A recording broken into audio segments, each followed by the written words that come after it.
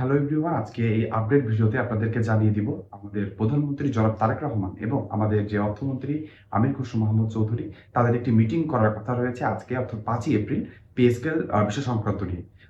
আমাদের অবসরের বয়স কি ৬২ বছরে উন্নীত করা হচ্ছে, অন্যদিকে সরকারি চাকরিজীবীতে আম, যে আহ, যে বয়সটি লাগে সরকারি চাকরিজীবীদের জয়েনের জন্য যেটা ৩২ বছর করা রয়েছে সেটি কি ৩৫ বছর হচ্ছে। তাছাড়া পে স্কেল ধাপে ধাপে বাস্তবায়ন হচ্ছে। এই সকল কোন কোন বিষয় নিয়ে আলোচনা হবে সেটা জানিয়ে দিব এই ভিডিওর মাধ্যমে। আপনারা জেনে থাকবেন যে পে স্কেল নিয়ে সত্য এবং অথেন্টিক নিউজ নিয়ে কাজ করে থাকে ইউটিউব চ্যানেলটি। আপনাদের ভালোবাসা ইউটিউব চ্যানেলটি অনেক উপরে চলে এসেছে। আপনারা জানেন ভিডিও করা, এটি এডিট করা এবং থাম্বনেল বানিয়ে সেটিকে আপলোড করা যথাসময়ে এটি একটি কষ্টসাধ্য কাজ হয়ে যায়। যদি আপনারা এভাবে ভালোবেসে আমার ইউটিউব চ্যানেলটিকে সাবস্ক্রাইব করতে থাকেন তাহলে আমার অনুপ্রেরণা বহুগুণে বেড়ে যায়। আপনি এখানে একটি ফটোকার্ড দেখতে পাচ্ছেন, প্রায় ৭০% মানুষ যারা আমার ভিডিও দেখেন সাবস্ক্রাইব করেন। আপনাদের কাছে একটা অনুরোধ থাকবে যে পে স্কেল রিলেটেড সত্য নিউজগুলো নিয়ে কাজ করে থাকে যেসব ইউটিউব চ্যানেল, তাদেরকে যদি আপনি সাপোর্ট না করেন তাহলে কিন্তু আমরা বেশি দূর আগাতে পারবো না। আপনারা দয়া করে আমার ইউটিউব চ্যানেলটি সাবস্ক্রাইব করে দিবেন, ভিডিওতে একটি লাইক করে দিবেন এবং কমেন্ট বক্সে আলহামদুলিল্লাহ লিখবেন। কারণ আমরা জানি মহান আল্লাহ চাইলে পে স্কেলটি খুব তাড়াতাড়ি বাস্তবায়ন হতে পারে। এই অর্থ বছর অর্থাৎ ২০২৫-২৬ অর্থ বছর এবং ৩০ জুনের ভিতরে হয়তো পে স্কেলটি বাস্তবায়ন হয়ে যেতে পারে। তাই অবশ্যই কমেন্ট বক্সে আলহামদুলিল্লাহ লিখবেন। তাহলে চলুন দেরি না করে আমরা কম্পিউটার স্ক্রিনে চলে যাই এবং আজকের মেন ভিডিও সম্পর্কে জেনে নিই। আমরা ভিডিওর মেন অংশে চলে এসেছি। আপনারা কালকে যখনই আমি ভিডিও বানিয়ে জানিয়েছিলাম যে আমাদের অর্থমন্ত্রী এবং প্রধানমন্ত্রী আজকে পে স্কেল নিয়ে একটি ফলপ্রসূ আলোচনা করতে যাচ্ছেন।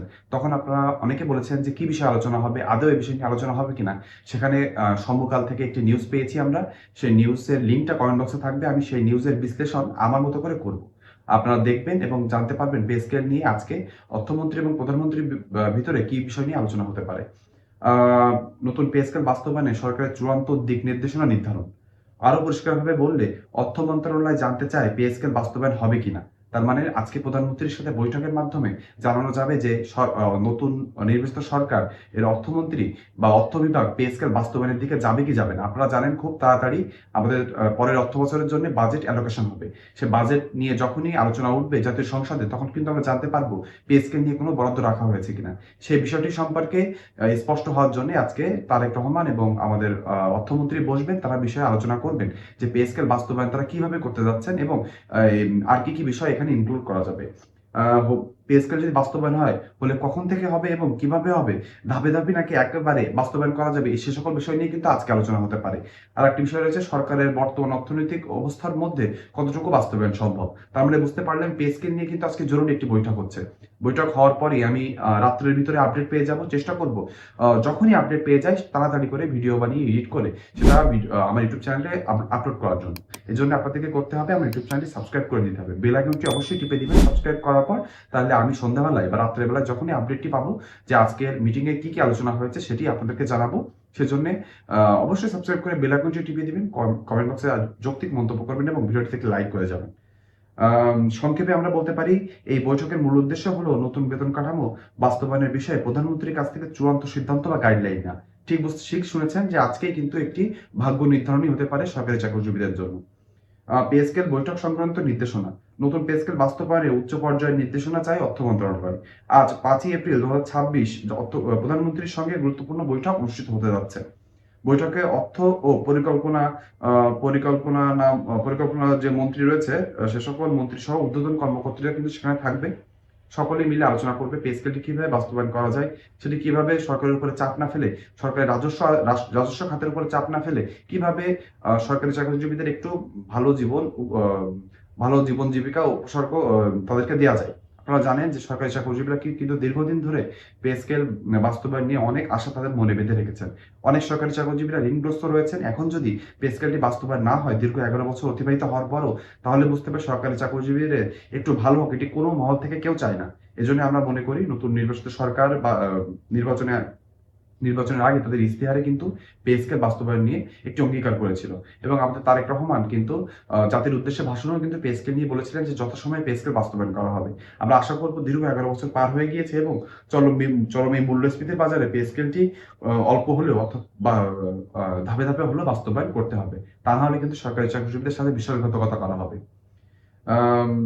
বেতন কমিশনের সুপারিশ কি ছিল সেটা আমরা একটু জেনে নিব। 23 সদস্যের বেতন কমিশন গঠন করা হয়, আমরা সকলে জানি। বেতন 100 থেকে 147% পর্যন্ত বাড়ানোর প্রস্তাব দেওয়া হয়। সর্বনিম্ন বেতন 8,250 টাকা থেকে বাড়িয়ে 20,000 টাকার কথা বলা হয়। সর্বোচ্চ বেতন 78,000 টাকা থেকে 1,60,000 টাকার কথা বলা হয়। বাস্তবায়নের প্রয়োজন প্রায় 1 লক্ষ কোটি টাকার প্রয়োজন আছে। ঠিকই শুনেছেন, প্রায় 1 লক্ষ কোটির কাছাকাছি প্রয়োজন আছে পে স্কেল বাস্তবায়নে। কিন্তু এটি যদি আংশিকভাবে বাস্তবায়ন করা হয়, তাহলে আমরা শুনেছিলাম 50 থেকে 60,000 কোটি টাকা হলে এটি আংশিকভাবে বাস্তবায়ন সম্ভব। শুধু বেসিক দিয়ে বাস্তবায়ন সম্ভব। বর্তমান ব্যয় পরিস্থিতি সম্পর্কে একটু জানবো। সরকারি কর্মচারী রয়েছে প্রায় 14 লাখ এবং এমপিওভুক্ত শিক্ষকরা মিলে প্রায় 22 লক্ষ সরকারি কর্মকর্তা কর্মচারীরা রয়েছেন। পেনশনভোগীরা রয়েছেন প্রায় 9 লাখ। মোট ব্যয় এখন সরকারি চাকরিজীবীদের পেনশনভোগী এবং সরকারি চাকরিজীবীদের বেতন ভাতা সহ সকল কাজে ব্যয় হচ্ছে প্রায় 1,31,00,000 কোটি টাকা। 1.31 লাখ কোটি টাকা খরচ হচ্ছে এখন।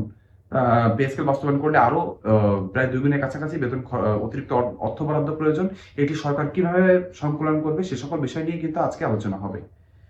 বাস্তবায়নের প্রক্রিয়া সম্পর্কে আমরা জানবো। 9 সদস্যের পর্যালোচনা কমিটি গঠন করা হয়েছে। আমরা জানি আমাদের জাতীয় বেতন কমিশন 2025 গঠন করার পর তার কিন্তু ফাইনাল যে রিপোর্টটি ছিল সেটি আমাদের তৎকালীন অন্তর্বর্তীকালীন সরকারের প্রধান উপদেষ্টা ডক্টর মোহাম্মদ ইউনূসের কাছে প্রদান করা হয়। সেখান থেকে নতুন নির্বাচিত সরকার আসার আগে অন্তর্বর্তীকালীন সরকার 9 সদস্যের একটি কমিটি গঠন করে দিয়ে গেছেন এবং সেটি তার কাজ হচ্ছে যে সরকার কিভাবে এটি বাস্তবায়ন করবে তার পরিকল্পনা করা।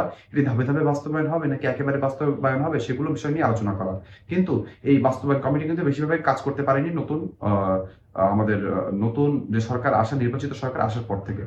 অতিরিক্ত 22,000 কোটি টাকা বরাদ্দ রাখা হয়েছিল এর জন্য, কিন্তু অর্থনৈতিক চাপের কারণে সেই অর্থ অন্য খাতে ব্যবহৃত হচ্ছে। আপনারা জানেন জ্বালানি ভর্তুকি, সরকারি সরকারি বিভিন্ন ভর্তুকি, বিশেষ করে জ্বালানি তেলের উপর ভর্তুকি এবং ফ্যামিলি কার্ড সহ কৃষি ঋণ মওকুফের কারণে 40,000 কোটি টাকা যেটি পে স্কেল বরাদ্দের জন্য রাখা হয়েছিল সেটি কিন্তু খরচ হয়ে গিয়েছে। সম্ভাব্য বাস্তবায়ন সময় কখন পে স্কেলটি বাস্তবায়ন হতে পারে সে বিষয় নিয়ে আলোচনা হতে পারে এবং সেখানে সম্ভাব্য সময়সূচি কি উঠে এসেছে একটু আমাদেরকে জানিয়ে দিই। 2026-27 অর্থবছর থেকে কার্যকর হওয়ার সম্ভাবনা রয়েছে। একেবারে নয়, ধাপে ধাপে বাস্তবায়ন হতে পারে। প্রথম ধাপে বেসিক দিয়ে বাস্তবায়নের কার্যক্রম শুরু হতে পারে এবং পরবর্তী ধাপে ভাতা ও অন্যান্য সুযোগ সুবিধা দেওয়া হতে পারে। এই মুহূর্তে এসে আপনাদেরকে জানিয়ে দিব অবসর এবং সরকারি চাকরিজীবীতে ঢুকতে যে বয়সের প্রয়োজন রয়েছে এখানে কি শিথিলতা আসতে পারে কিনা। আমরা যে ইনসাইডার নিউজ যতটুকু পেয়েছি, আমরা শুনেছি 59 বছর থেকে এটি 62 বছর অবসরের বয়স উন্নীত করার একটি কার্যক্রম চলমান রয়েছে। পে স্কেল যখনই বাস্তবায়ন করা হবে তার আগে এই বিষয়টি নিয়ে জোর আলাপ হবে। আশা করব 62 বছর দিলে এটি সরকারি চাকরিজীবীদের জন্য খুবই ভালো হবে। বিশেষ করে শেষ বয়সে এসে তাদেরকে একটু আর্থিক সঙ্গতি তারা পাবে এবং চাকরি জীবনে তারা একটু বেশি সময় দিতে পারবে।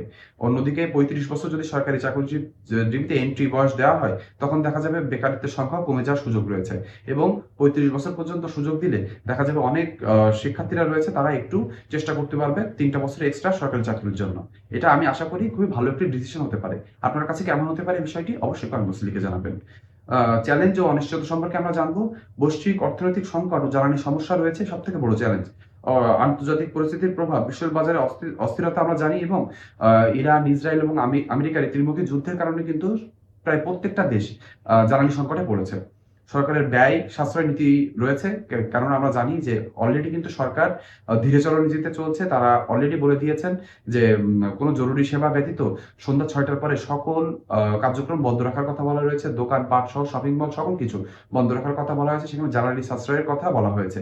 তাহলে বুঝতে পারছেন সরকার কিন্তু এমনিতে চাপের ভিতরে রয়েছে। এখন পে স্কেলটি তারা কিভাবে বাস্তবায়ন করবে সেটা হলো সব থেকে বড় প্রশ্ন। বিশেষজ্ঞদের মতামত সম্পর্কে আমরা একটু জেনে নিব। ডক্টর দেবপ্রিয় ভট্টাচার্য নতুন পে স্কেল কমিশন গঠনের পরামর্শ দিয়েছেন, অর্থাৎ এই দেবপ্রিয় ভট্টাচার্য কিন্তু একটি অনেক গর্হিত কাজ করে ফেলেছেন।